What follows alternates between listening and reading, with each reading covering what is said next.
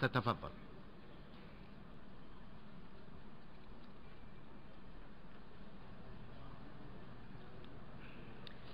Distinguished delegates, ladies and gentlemen, I'm honored to join you today and to be part of this momentous achievement for our countries and for our organization. That is the adoption of the global post-2015 development agenda, laying out the path towards sustainable development for the next 15 years. We are here to pledge the robust action for the present and the future of our planet, with the eradication of poverty and environmental protection at its core.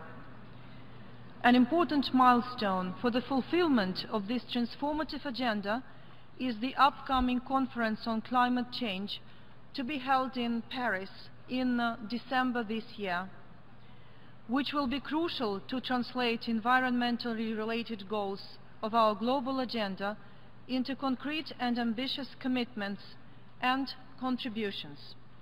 And it will not be an overstatement to say that our generation is the first one to seriously tackle climate change, and perhaps the last one to be able to do so.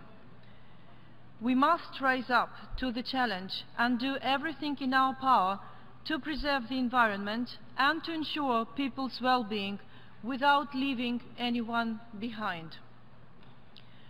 If the current trend in the environmental degradation continues, a global natural disintegration is imminent.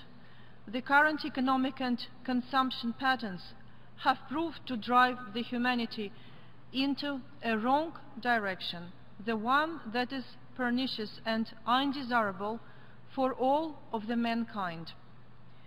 By any measure, reconciling the economic and environmental goals and shifting to models of development that are sustainable remain a tremendous challenge for our time. This is why the post-2015 development agenda must be the turning point in the way we plan economies, exploit the natural capital, and build partnerships. The Sustainable Development Goals must go across all sectors and national policies, supplemented by defined indicators adjusted to national circumstances, as the only way to make sustainability tangible in each country and in each region. Achieving the SDGs will require a truly global partnership beyond the traditional models of cooperation, engaging everybody: the government, the civil society, the private sector, the intergovernmental organizations, and displaying more coherence and implication. Although the governments will be in the lead, this is not an agenda only or for the governments, nor is it just for the United Nations. It should be in everyone's focus, and our duty is to inspire all the stakeholders and people to make ownership of this agenda and assume the responsibility and support towards the attainment of its goals. Mr. Chairman, my country is committed to contribute to this global effort. Moldova is among the countries to have started early with the setting up of a strong legal and institutional framework to transition to sustainable practices and commence to actively introduce innovative solutions within the key areas of its economy. In the last couple of years, the government managed to upgrade the policy framework in the area of sustainable management of natural resources like agriculture, green economy, transportation, trade facilitation, and many more. In less than 5 years, in close partnership with the UNDP and the European Union, we succeeded to put in place a nationwide infrastructure for biomass energy production. This is a whole new industry that we built from scratch in such a short period of time, an industry that is altogether competitive, modern, and sustainable, and it benefits all 3 pillars of our development agenda: the economic, social, and the environmental. And this is a vivid example of a really impactful initiative and a proof that with the necessary expertise and commitment for concrete results, sustainable development is indeed tangible and can be achieved. We will carry on with durable measures to further grow this sector. About 3 years ago, the government set up an energy efficiency fund to finance modern energy projects, and this is designed to make long-term investments into the energy security of the country while reducing the ecological footprint. The scope of our initiatives is systemic and envisions the fundamental transformations of our society in line with the country's European aspirations.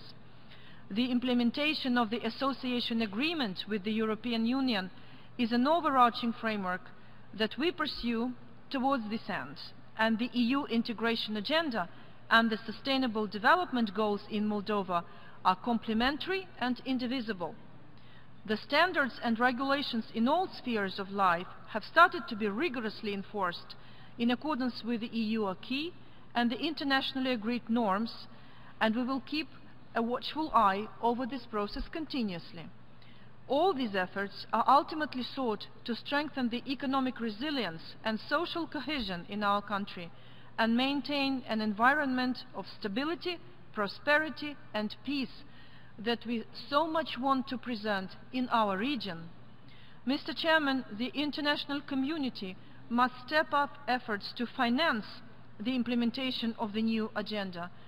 Without adequate financing, the current trend in raising inequalities and expecting unsustainable economic practices at the expense of the natural environment will only deteriorate, and this is something that we cannot afford. The official development assistance and foreign direct investments remain a critical input for developing countries and those in transition in their quest to fulfill the development priorities and address the setbacks. And from this perspective, in view of tackling the issue of the means of implementation, last February the government of Moldova, in partnership with the government of Germany and the cooperation with the UNDP and International Labour Organization, hosted in Chisinau a high-level meeting of the Global Dialogue on Institutions and Capacities for the Sustainable Development. Through this joint initiative, we brought an important contribution to the post-2015 consultations, and my country stands ready to contribute and to promote this cooperation in order to ensure the implementation phase. The Global Dialogue's recommendations are pertinent and universal. Ensuring sustainability depends crucially on the character of institutions and their capacity to deliver. The core idea is that quality shall prevail over quantity in everything we do, when we set up a new service, start up a business, or even take decisions on family planning. The implementation of sustainable development goals must be a mutually learning and sharing process as well. And most importantly, we shall facilitate an inclusive communication with all stakeholders and ensure that our societies understand what sustainable development means and relate it to their daily lives, foster the necessary change at the level of individual behavior. Only in this way we will cultivate a better understanding of the tasks ahead of us and a sense of solidarity towards a common goal and a better future. In conclusion, Mr. Chairman, allow me to share with you a sentiment of optimism and confidence that our joint commitment here at the United Nations for the post-2015 agenda is genuine and sincere, and that few years from now we will come again to this very assembly and voice not only our expectations and aspirations, but also the successful results from its implementation. I thank you.